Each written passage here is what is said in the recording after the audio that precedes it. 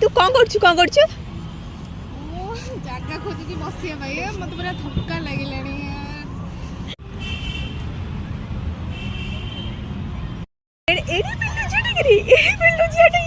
माने सेपटे बापा एक्सरसाइज कर जो एज आमू करिया कथा से एज ये जगह खोजे पार्क आसिक शोब सेमिति भी पार्क रे देखिबा लायक किछि नै सब माने एते कौन करी मत धक्का लगुची